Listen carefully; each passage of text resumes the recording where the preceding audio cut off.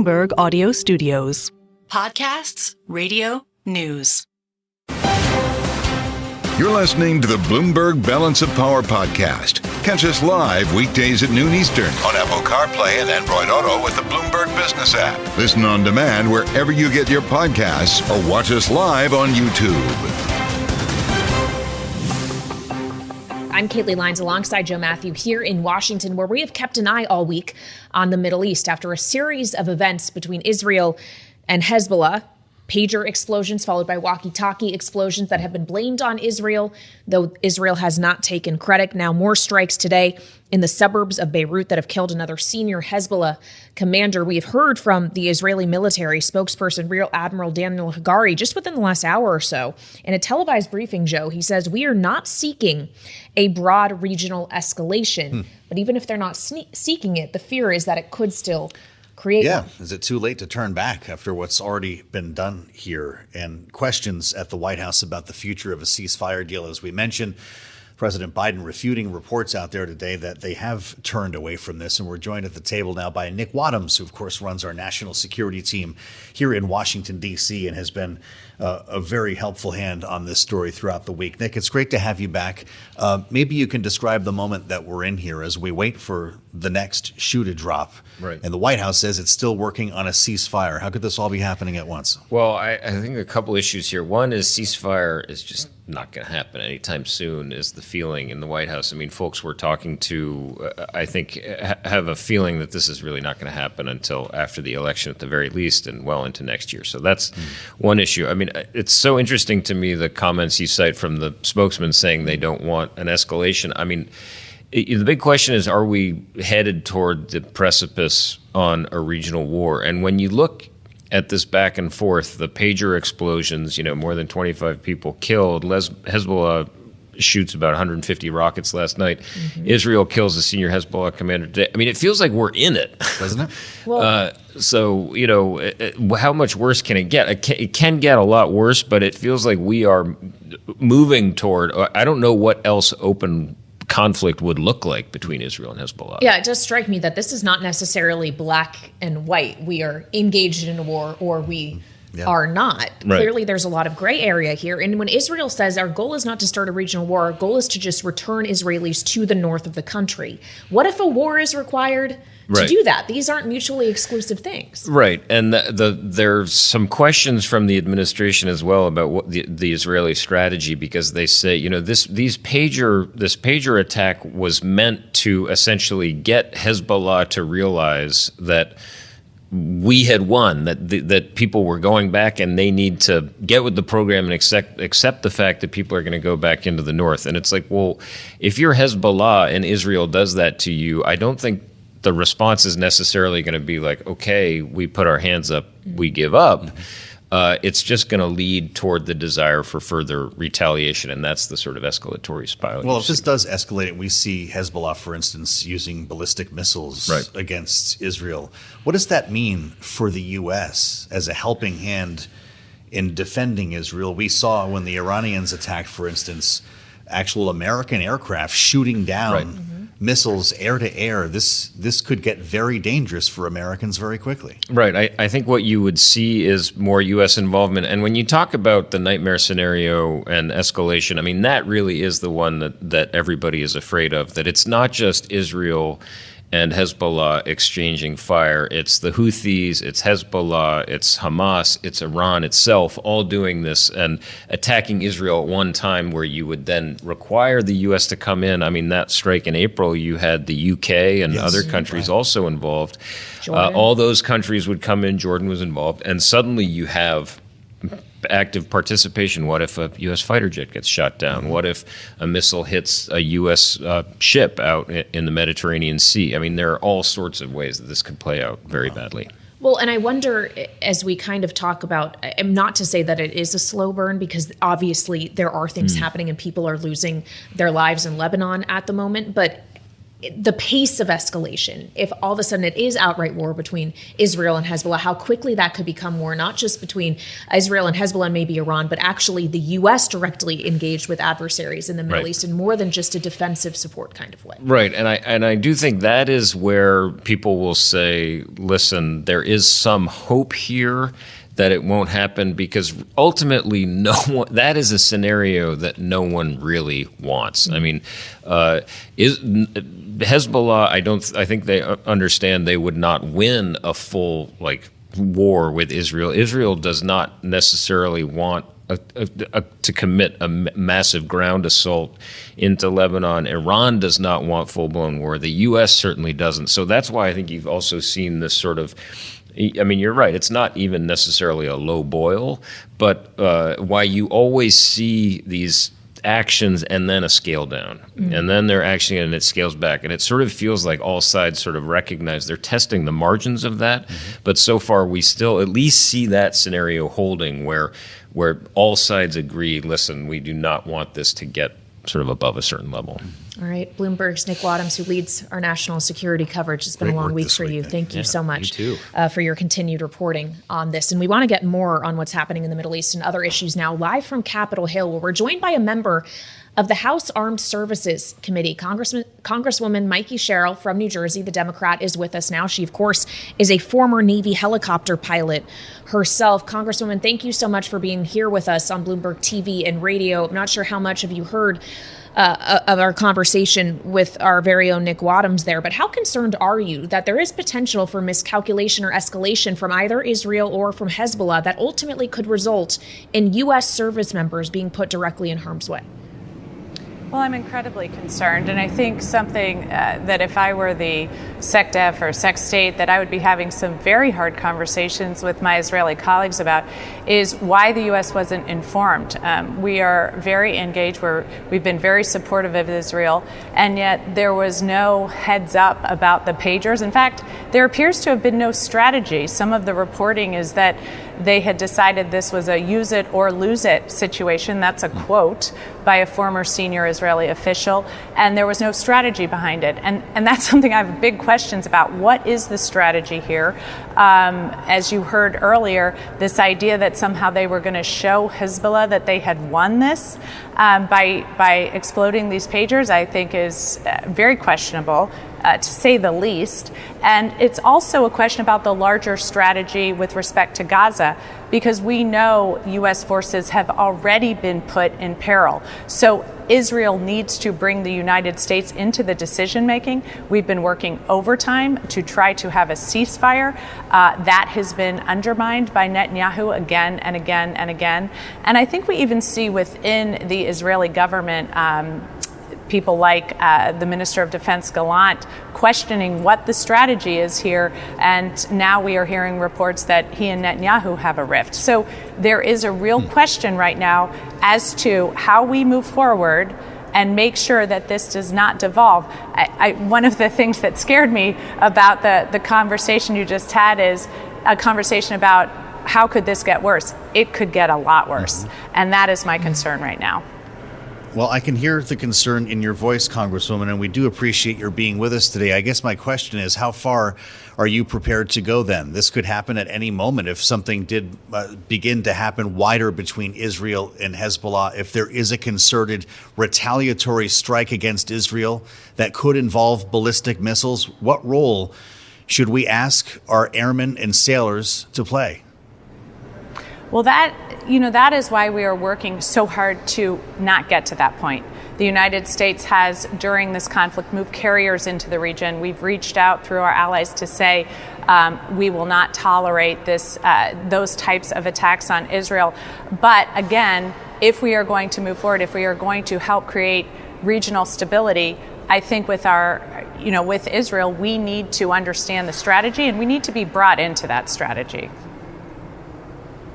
Well, of course, as we consider the role the U.S. could play in many of these hypothetical scenarios, in which many of which, of course, the U.S. is actively working to avoid, it does raise the question around military readiness. And this was in part a conversation that was being had on Capitol Hill this week, as obviously your chamber shot down a continuing resolution that would have extended for 6 months and raised concern among defense hawks about the impact it could have on the budget of the Pentagon. Now the talk, Congresswoman, is that it will be a 3-month clean continuing resolution. Are you prepared to support that?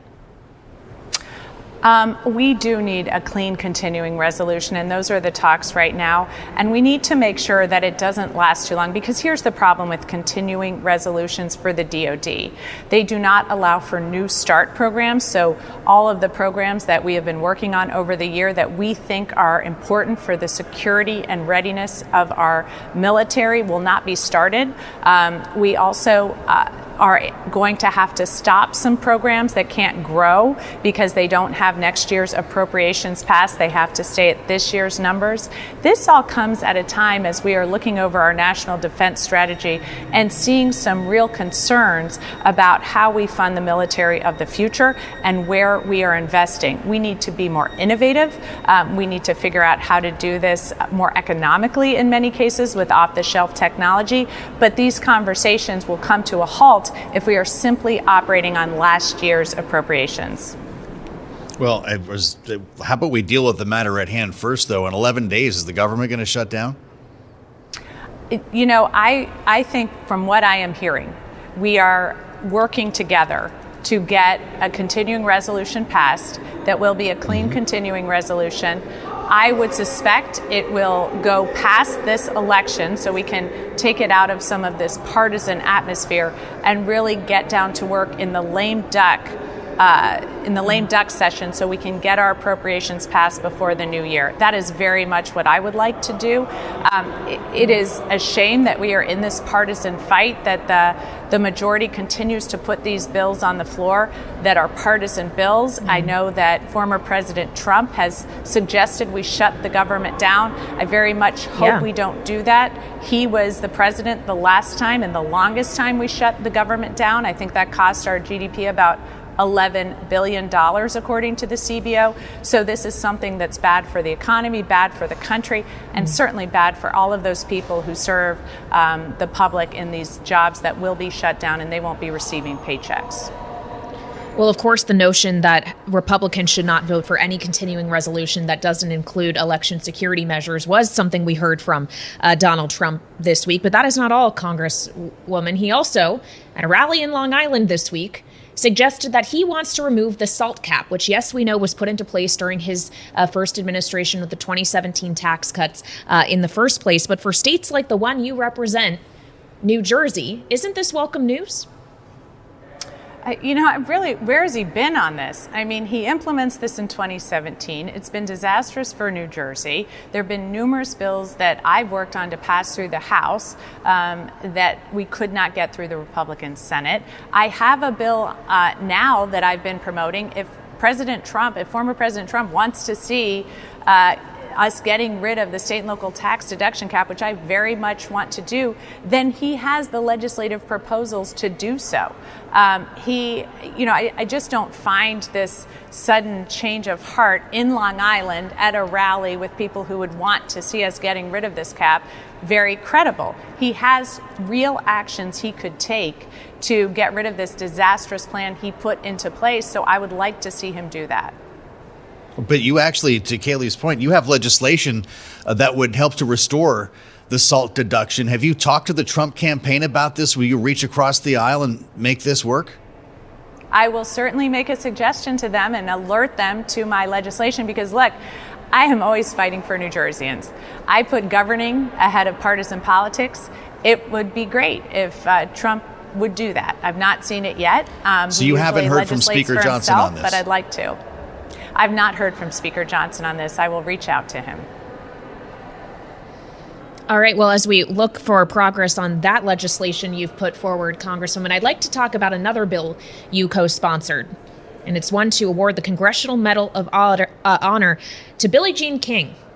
Did pass the House, indeed. Would love, in our final moment with you, Congresswoman, just to hear more from you on this. She's the first female athlete to receive this honor.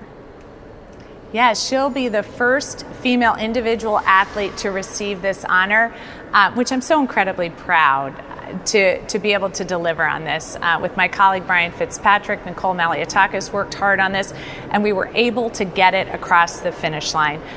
She is such an iconic figure, and such a figure that transcends so many generations. So when Brian Fitzpatrick was talking about this legislation and told his mother he was going to meet Billie Jean King, his 90-year-old mother was thrilled.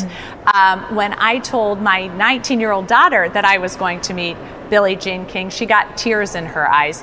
Billie Jean King represents such a fight for women, for equity, for Title IX, and has made a huge difference. And I was sitting last night at a basketball game for the WNBA between the Mystics and the Fever, and it was a sellout crowd, a record-setting crowd. And as I looked across that arena, I couldn't help but think about how it was Billie Jean King's work that got us to that point, and we need to continue that. And I would just end by saying that today marks the 51st anniversary of the Battle of the Sexes, that most iconic moment when she beat Bobby Riggs. Wow, what a great moment to spend some time with Congresswoman Mikie Sherrill. Thank you, Congresswoman, for being with us here, and thank you for your service. You're listening to the Bloomberg Balance of Power podcast. Catch us live weekdays at noon Eastern on Apple CarPlay and Android Auto with the Bloomberg Business app. You can also listen live on Amazon Alexa from our flagship New York station. Just say, Alexa, play Bloomberg 1130. A big deal here for pharmacy benefits managers, and a story that Bloomberg's Tyler Kendall has been working on for weeks. We can finally bring you some information now on what involves 3 publicly traded companies and could be the beginning of something larger. Tyler, thanks for being with us here at the table. What do we know? Yeah, hey, Joe. So a Federal Trade Commission source tells me that this has been a long time coming. The agency taking this administrative action against 3 of the largest U.S. healthcare companies and their subsidiaries, as you mentioned, PBMs, pharmacy benefit managers. We'll name them again just one more time. CVS's Caremark, Cigna's Express Scripts, and UnitedHealth's Optum RX. They essentially serve as the middlemen, right, who help negotiate rebates on behalf of insurance companies with these prescription drug manufacturers. And this specific administrative action is focused on insulin. The FTC is essentially alleging that these PBMs have been pushing for higher cost insulin products because that in turn would result in higher benefits and higher fees for the companies. Of course, insulin has been a big political issue here in Washington, not just for both sides of the aisle, right? You have Lena Khan, considered to be more of a progressive regulator at the FTC, but you actually also caught up with Republican Congressman, the head of the powerful Oversight Committee, James Comer, a few weeks ago, who told you that he also was looking into PBMs and what it could mean for prices for Americans. I think we have that cut now if we can listen to it.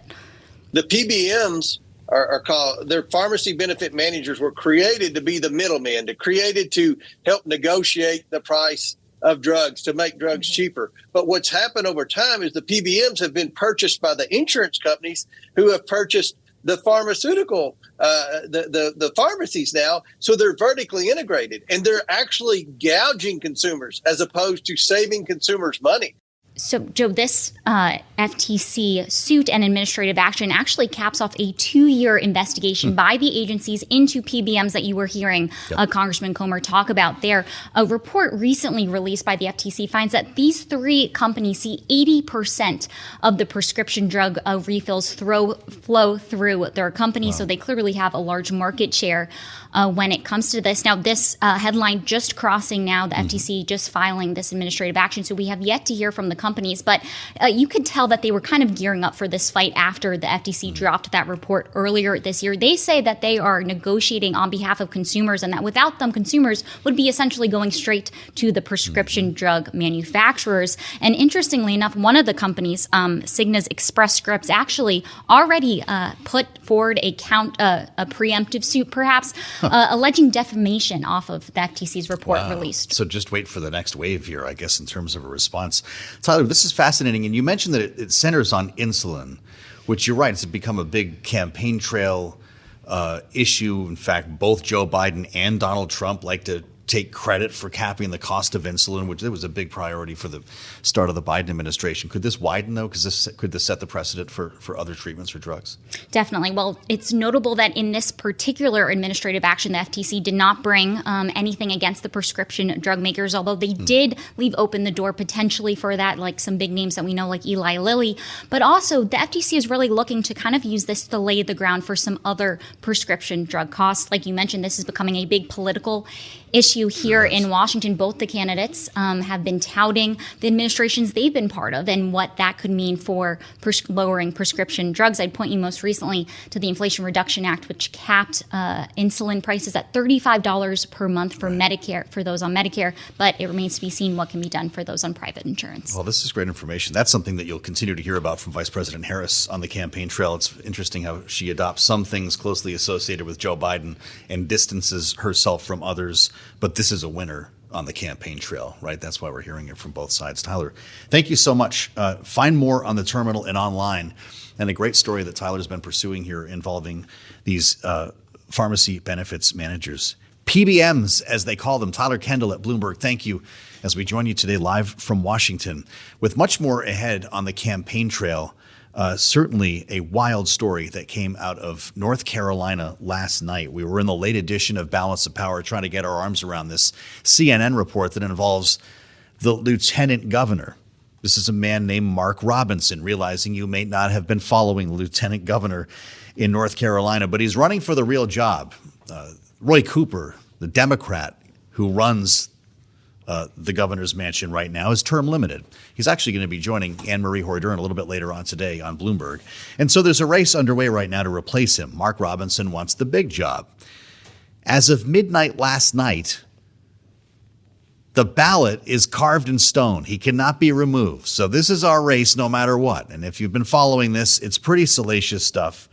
I've already had to go through this a couple of times on the air, and I sort of regret it each time. But Mark Robinson is reportedly playing around in some pretty interesting social media platforms and on websites in which he has referred to himself as a perv and a black Nazi. This is not the kind of language, obviously, that helps you win office, particularly in a state where the presidential race is a one-point contest. Now, we wanted to talk to somebody who had a better sense of what was going on the ground. This has been a big headline maker around the country, of course. But how about in North Carolina, where we find J. Michael Bitzer, runs the politics department. He's chair of the politics department at Catawba College in the Tar Heel State. Michael, it's great to see you. Thanks for joining us today on Bloomberg. Is this something that people in North Carolina were already talking about, or did you find out when the rest of the nation did yesterday? Well, there had been a lot of conversations regarding how much bad news would be dumped on a candidacy by the Lieutenant Governor Mark Robinson if he was the gubernatorial nominee. In fact, some of his primary opponents, Dale Folwell, the state treasurer, Bill Graham, an attorney, tried to allude to the Republican electorate. Look, if we nominate this gentleman, we will have serious problems come the fall campaign. And so those of us here in North Carolina had been hearing through the kudzu vine line that indeed there were some issues. We've known about his rhetoric. We've known about his controversial statements. But this really hit the state much like not a political earthquake, but much more like a political asteroid. Well, there you go. It's not lost on us that this all dropped the day before the ballot deadline. You kind of wonder where the Oppo book was until now. But we did hear from Mark Robinson, and we should hear from him now for the sake of our audience. He was answering to these charges on CNN. Here's what he said. You all have seen the half-truths and outright lies of Josh Stein on these ads over and over again. And now a story leaked by him to CNN is appearing now. Let me reassure you, the things that you will see in that story, those are not the words of Mark Robinson. You know my words, you know my character, and you know that I have been completely transparent in this race and before. Well, Michael, it does seem you know his words, and you don't sound surprised today. How about the people of North Carolina? This has got to be the top story locally. It is indeed locally and across the state. And I think really the fallout is still descending upon the state. We've already had some local Republicans say, you know what, for the good of the party, you need to withdraw. This was yesterday. We've had one now state senator, a Democrat, say, you need to resign as lieutenant governor as well. But he was very adamant in his video post that came out about 10 minutes before the CNN article was posted and said he wasn't going anywhere. And so the ballots have been mailed out to military personnel as of midnight last night. The ballots will go out to North Carolinians next week who have requested absentee by mail ballots. So we have Mark Robinson on the ballot for November 5th. And boy, he's not doing well in the polls. The two recent I was looking at today, the Hill and Emerson College has Josh Stein leading Mark Robinson by 48 to 40%. The Carolina Journal Signal poll finds Stein leading Robinson 46 to 39, a 7-point lead.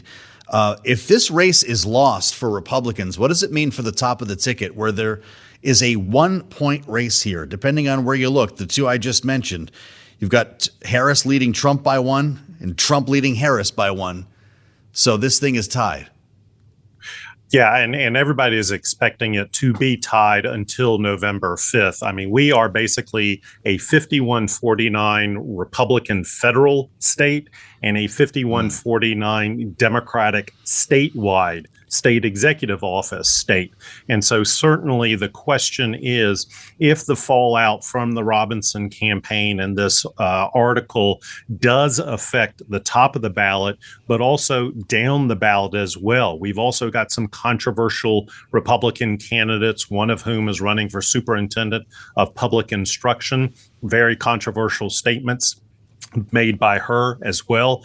The question becomes, does the Robinson issue affect down the ballot as well, and also into the state legislative races? The expectation is that Republicans will continue to control the North Carolina General Assembly, but they are at supermajority numbers.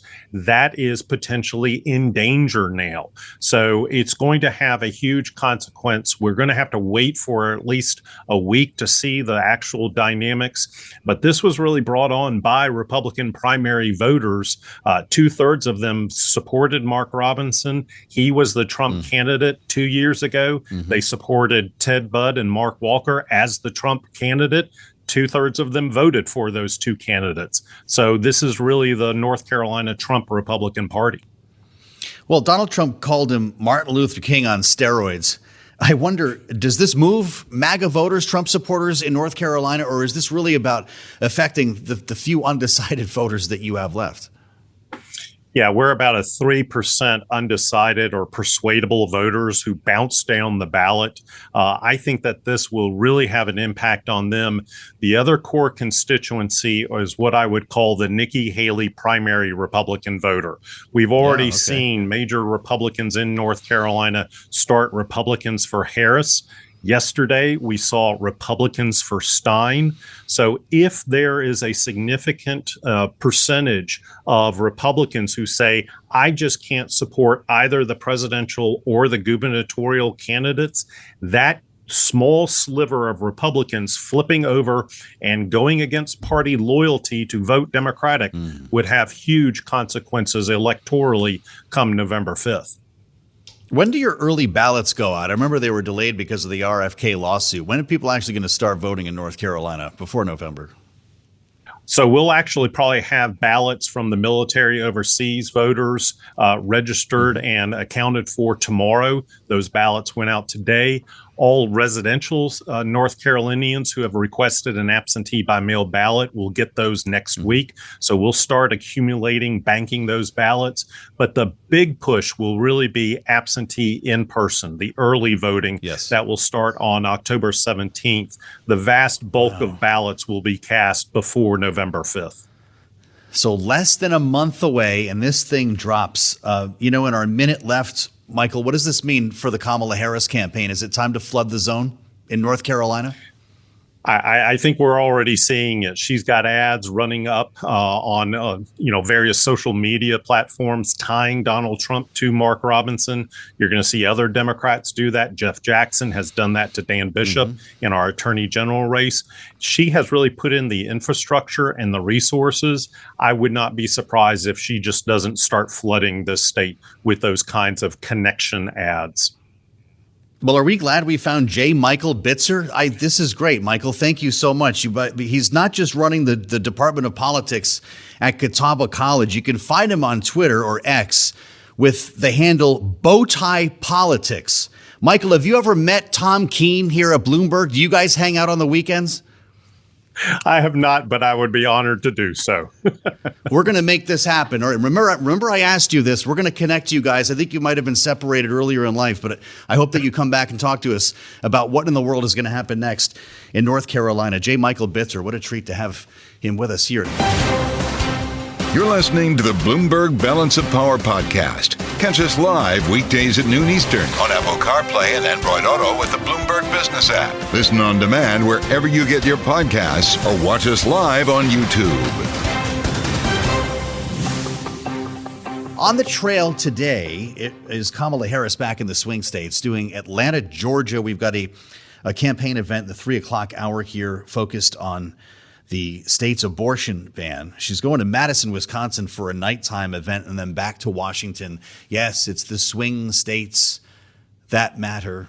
But as we look across the country, a lot of other states that we're going to be focusing on here that have been impacted by what many refer to as the crisis at the border. And when you consider the backdrop here of what's happening in Springfield, Ohio, and to a lesser degree, Aurora, Colorado, it brings you to a really fascinating column here, a big take at Bloomberg by our friend Shawn Donnan, who shares the byline here. Migrants are settling in thriving blue counties, not the red counties that need them. This is a great piece, again, of research, data-driven journalism that brings truth to something that we hear a lot of platitudes about. Remembering that the Republican refrain about Democrats is they want as many illegal aliens and migrants to come across that border in any form they can get to change the shape of the electorate. Elon Musk talks about this a lot, that you'll turn the entire country into this immigrant-driven communist state. Eventually, you will only have Democrats elected. But let's get real. This is Bloomberg. Let's find out where this is actually happening. Few issues figure as prominently as immigration as the column states. And more importantly here, in terms of background, Bloomberg News analyzed immigration court data obtained by researchers at Syracuse University that actually show where the 1.8 million asylum seekers and refugees who landed in the U.S. in the year 2023 have taken up residence. That's where we start our conversation with Shawn Donnan, aforementioned Bloomberg senior writer for economics, and with us again on the program. Shawn, it's great to see you. Congrats again on just a big piece of work here. And I love these stories that bring truth to very controversial topics that people talk about a lot without knowing a lot. What are you learning here based on these 1.8 million people and where they've settled?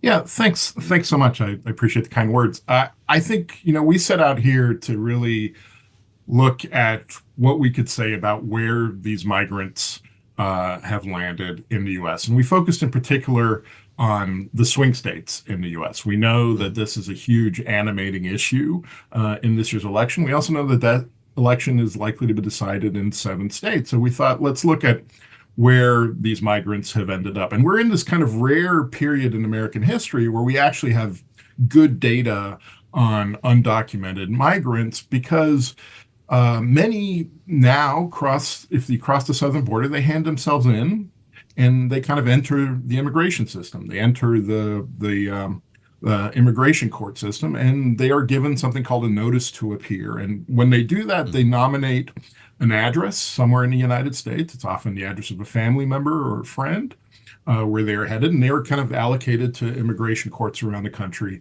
as a result of that. And that goes down to the county level. And so we're actually able to look at, in a much better way than we have been for many years, at where immigrants are going. And, part of this is unsurprising. We're seeing immigrants to America today do what immigrants to America have done for centuries, and that is to go to the places where there's economic opportunity, right? Where there's a local growing economy. And many of those are some of the bigger, bluer metropolitan areas in the United States. And that holds true for swing states. But we're also at this interesting economic moment right now where, as a result of aging populations, demographic changes that see baby boomers kind of falling out of the workforce as they retire, we know, and we've read a lot about this in recent years, that there are shortages of workers in many places. And in fact, some of the counties that need workers most are in fact red counties in these swing states, places that have a shrinking population that are really facing an existential dilemma. And those are the places often that are supporting Donald Trump most heavily, or have in past elections, and where you really see this kind of tension between what they need economically for the local economy to survive, and that is more workers, and the politics this year, and especially the heated politics around immigration. Well, this is fascinating stuff, as you find in the battleground states that will decide the election, and we'll stick with these 7 for now, as we kind of do every day on this program. About 72% of migrants in 2023 went to Biden counties. So you just said a couple of things, Shawn. Was that because of economic opportunity? Was it because of more friendly policies in blue states? Or was it because of just the cultural lay of the land in what we call Biden states, or all of the above? Yeah, look, I think the answer is a combination of all of the above. We also know that the biggest population centers are often the bluest parts of this country, and that plays into it. They're bigger economies at the kind of local or municipal level. So I think that's part of it. But you also have, we spent part of our time in reporting this piece in Gwinnett County, Georgia, which is just outside of Atlanta, and is a place that has for decades now seen its population transformed through immigration, has a significant foreign-born population that has settled there over the last 20, 30 years. And that has really transformed the county and so on. It's a place that prides itself on being welcoming to migrants and to people from other cultures. And that is really there in the local governments, there in the services. We went to the local schools where they literally have an office with translators and other counselors that's set up to welcome new immigrants, who are settling in the county, and who may have different challenges from other students. But one of the things you run into there is that even the people who work day to day with migrants in the community say, we're really running up against the kind of limit of our ability to service these people, to cope with these people. A big part of the draw in Gwinnett County or in places like it has been affordable housing.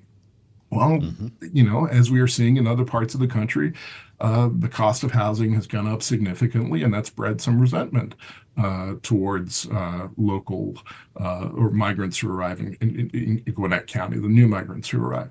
So, there is this kind of complicated tension where in some of these welcoming blue counties, they're also struggling to deliver services. That's certainly something you see in places like Massachusetts, where there's a big debate now about the load of new migrants. There sure is, as we underscore, and you already mentioned, though, few migrants are settling in some of the red counties that need them most. And by extension, few migrants settling in counties that saw GDP decline. Does that become a self-fulfilling prophecy as we move forward? Look, I think increasingly in the U.S., and you can argue the world today, people are the key, and population is the key to economic growth, and that's, a huge part of American history as well. Through the 19th century, part of the reason that the U.S. grew so strongly through that century was just the huge amount of migrants who landed in the U.S. So there's a rich history of immigration leading to growth in the United States, and very much When you talk to economic development people on the ground, and I've done that around swing states this year, one of the key themes or the first question they hear from companies looking to set up there is, do you have the workers? Right. And do you have the housing? Do you have the kind of skilled workforce that I need to do that? And we see this in Springfield, Ohio, in the debate as well there. The reason a lot of Haitians have ended up in Springfield, Ohio is because there's a lot of companies there who have been looking for workers, and the Haitians have found opportunity there. Really remarkable, as you point out, in past decades, we might not have been able to get all of this information. More border crossers are turning themselves in to apply for asylum and eventually a work permit, which gives us, Shawn, a better view of this than we've ever had, isn't it? Yeah, look, and I think there's also, and some of my colleagues at Bloomberg have done some fantastic reporting around the immigration court system here in the United States and just how overloaded it is. So we should be clear here. Asylum seekers, you lodge an application for asylum, and then you can wait years to hear whether or not that is accepted or not.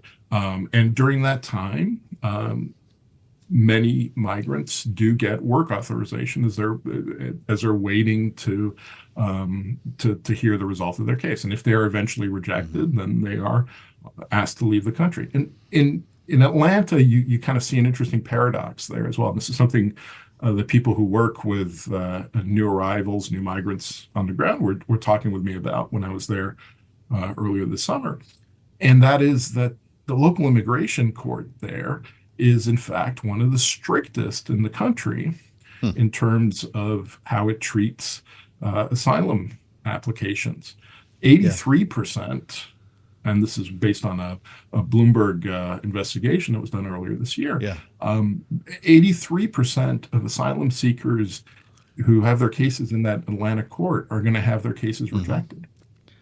Amazing. This is really important stuff. Shawn thinks I compliment him for the fun of it, but this is Bloomberg at its best. Find the big take of Shawn Donnan on the terminal and online. This is Bloomberg. You're listening to the Bloomberg Balance of Power podcast. Catch us live weekdays at noon Eastern on Apple CarPlay and Android Auto with the Bloomberg Business app. You can also listen live on Amazon Alexa from our flagship New York station. Just say, Alexa, play Bloomberg 1130. We're going to take it now down from Washington to North Carolina, where the gubernatorial race has been rocked by a story published yesterday by CNN about Republican gubernatorial candidate and current Lieutenant Governor Mark Robinson, in which he, about a decade ago, posted on a number of online porn forums and others suggesting that he is a, quote, black Nazi, and referring to himself at one point as a, quote, perv, some disparaging language around Martin Luther King Jr. as well. Donald Trump, of course, has called Mark Robinson Martin Luther King Jr. on steroids in the past. Now, we should point out that Mark Robinson does deny these allegations. He posted this video in response yesterday. You all have seen the half-truths and outright lies of Josh Stein on these ads over and over again. And now a story leaked by him to CNN is appearing now. Let me reassure you, the things that you will see in that story, those are not the words of Mark Robinson. You know my words, you know my character, and you know that I have been completely transparent in this race and before. A couple of important things to note here, Kailey. This is the only Democratic-held governorship that is up for election in this campaign in a state that Donald Trump won in 2020. So we were watching this really closely already. Yes. It was at least too close to call at one point, which made it one of the most expensive races. It is not too close to call any longer. The Hill Emerson College finds an 8-point spread. Josh Stein leading Mark Robinson. Carolina Journal Signal poll finds a 7-point lead by Josh Stein, the Democrat. But one other important factor here is there was a deadline at midnight. If they were going to get Mark Robinson off the ballot, it would have had to happen before then. So the ballot is codified, and this is our race. Well, and perhaps most important of all, on that ballot Mark Robinson's name will appear with Donald Trump's. And the question is not just what it means for the outcome of the gubernatorial race, but also what it means for the outcome of the Electoral College vote of North Carolina, which a Democrat has not won since 2008, but polls suggest is neck and neck between Trump and Harris. That would be a 1-point race, according to the same 2 polls I just mentioned. So let's assemble our panel for their take on this. Jeanne Zaino is with us, of course, Democratic analyst, political science professor, Iona University, and Bloomberg politics contributor, also joined today by Republican strategist Maura Gillespie, Bluestack Strategies. It's great to have you both with us here. Maura, I'll start with you. I hate to pull you into such a salacious story, but this is something that will rock the race, to Kailey's point, and we're wondering what this means for the top of the ticket. We should note Mark Robinson was already not sharing a stage because of some concerns over his rhetoric with Donald Trump. What would the campaign do now? Well, what's frustrating for the Republican Party is that presumably this man was vetted, and yet Trump, the former president, still endorsed him, knowing that he called women who advocated for birth control to be witches, wanted women to no longer have the vote, would like to go back to that time. He talked about wanting to have slaves. He wanted, the list goes on, and I won't say it all here, but the things that he has publicly said with videos to prove it doesn't bode well. And yet the former president endorsed him. And so now to be taking this back step to try and distance himself, it feels really too little too late. But I think what's going to be damaging in North Carolina specifically is the fact that people may not want to turn out to vote because they are not going to feel comfortable to go and sit and hit the Republican button for Trump and then have it go down ballot and their vote cast for someone like Mark Robinson. So I think what you're going to see is people maybe not turning out to vote. And that'll be a huge problem for the Trump campaign. But also just, speaking across the state, it's a problem. Well, so Jeanne, then the question becomes what the Democratic ticket does in response. If you're Kamala Harris's campaign, are you saying, great, now is an opportunity to double down and throw resources into North Carolina? Or are you thinking, okay, well, we can still focus on those blue wall states we have to win. This is just a nice to win. And perhaps this story takes care of it for us. Yeah, I think they have the resources with their fundraising they've done, which has been amazing to spend on both. They obviously have to try to get those blue wall states. That's priority number one. But North Carolina, 1 point at this moment, that is something that they can pick up, and that would be a huge boost. Imagine a scenario where Donald Trump loses Pennsylvania, but can still win the Electoral College if he holds North Carolina, and he loses because of Mark Robinson. I mean, Donald Trump has done this to himself. This is Herschel Walker all over again, right? Mitch McConnell said candidates matter. They matter an awful lot. And I have to tell you, just personally, when I heard yesterday about this uproar, I thought, what else, given a litany of things Maura just told us, could he have done which would outrage people so much? I mean, this is a man who is an anti-Semite. He is a Holocaust denier. He is anti-LGBTQ rights. He is anti-women. I mean, he has said all of these things publicly. So, to hear there is more here, I couldn't imagine what it was. It's not even something you can say on television. It is so awful. And this is what's got the Republicans now running scared, because this guy is kryptonite up and down the ballot. And he threatens not just himself and the Republicans of North Carolina, but Donald Trump. So it's a mess Donald Trump has made, and he's going to have to deal with it because this guy is now on the ballot. Donald Trump's in North Carolina tomorrow night, right? This will be interesting to see how he handles this, if he addresses it at all, and what the chant in the crowd will be. We should note, by the way, that the governor of North Carolina, Governor Cooper, is going to be sitting down for an interview with Anne-Marie Hordern coming up just about 2 hours from now, 3:30 p.m. Eastern time here on Bloomberg TV and radio. And you better believe this will come up. We should note as well that in North Carolina, the governor and lieutenant governor are elected separately. They were not part of a single ticket. So he'll be speaking as a Democrat in this case about a Republican. Maura, I want to ask you about what happened in Nevada today as well. So you've got a forced error in North Carolina that could bring a state to Kamala Harris, and you've got a Supreme Court ruling that could bring her the state of Nevada. Depends on how the math shakes out. But the Supreme Court has sided with a state court in Nevada to keep the Green Party, Jill Stein, off the ballot because apparently signatures were not qualified properly in terms of each signatory being registered to vote in the county of residence. That's 1 or 2 points based on Bloomberg's swing state poll that Jill Stein might automatically give Kamala Harris. Did she just win 2 states without doing any work? Well, and that's the interesting thing about this entire stretch of time since Joe Biden dropped out has been is if Kamala Harris could just stay the course and stay steady, appealing to a wide kind of voter population, she might be able to skate through and win this thing, because Donald Trump, the former president, has derailed himself and his campaign at every turn. In this situation with Nevada, what's interesting is that it sounds as though, when Jeanne said candidates matter, absolutely, but also following the proper forms also matters. And it looks as though that's what the mistake of the Green Party was when it comes to Jill Stein in Nevada. So it's just these major mistakes, but some, obviously with Donald Trump, he's doing them calculated. I mean, he's not, yesterday when he was speaking to a group about trying to talk about anti-Semitism and then ends up blaming the Jewish population. He cannot control himself or his ego. And when you have an insatiable ego, that's just dangerous. And it's this recipe for disaster. And we're seeing that play out. And Kamala Harris, all she has to do is sit back and watch it, essentially, and just continue to talk in really in big terms, because she doesn't have to get into the nitty-gritty things because Trump is imploding in himself.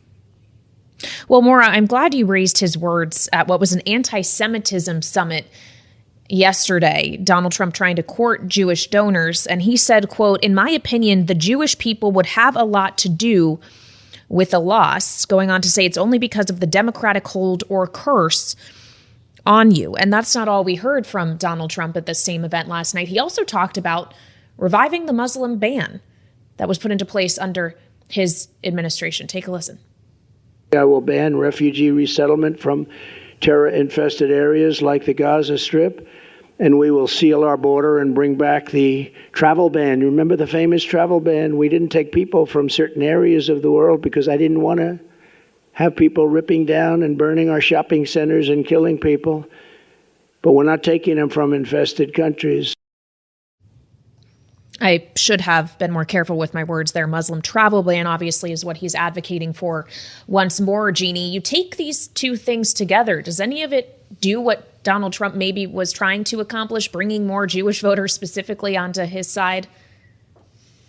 I don't know yet. We really haven't seen, at least I haven't seen a lot of polling to suggest that. There is a large contingent of the Jewish community who was happy with some of what he did when he was in office. And they feel that he is a big supporter, maybe bigger than Biden and Harris by their estimation, of Israel. That said, you listen to the language in that clip you just played, and you look at that in the context of infested countries, vermin. This is fascist language 101. It's the kind he has used throughout his time in public life. He continues to use.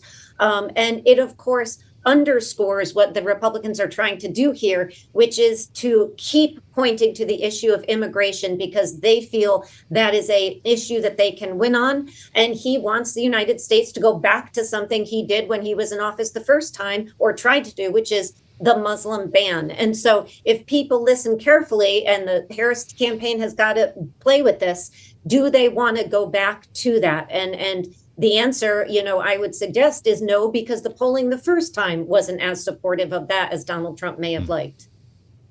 Maura, we only have 1 minute left. Does the Muslim ban simply keep the base or add voters to Trump's column? It's a talking point that he remembers from years past and from 2016, so he's just recycling it. When he goes into these diatribes, he does just use old terms and old things that he knows that will rile the base. So when you let in saying, he was trying to court large Jewish donors, I don't know that he was trying to court Jewish donors the way he spoke to them and pointing the finger at them and blaming them for his presumed potential loss. Again, this is a terrible strategy, and I highly doubt that his campaign had directed him to do such damage at this event. All right, Maura Gillespie of Bluestack Strategies, our Republican panelist today, alongside Democratic panelist and Bloomberg Politics contributor Jeanne Zaino of the Center for the Study of the Democracy and Congress. Thank you both so much.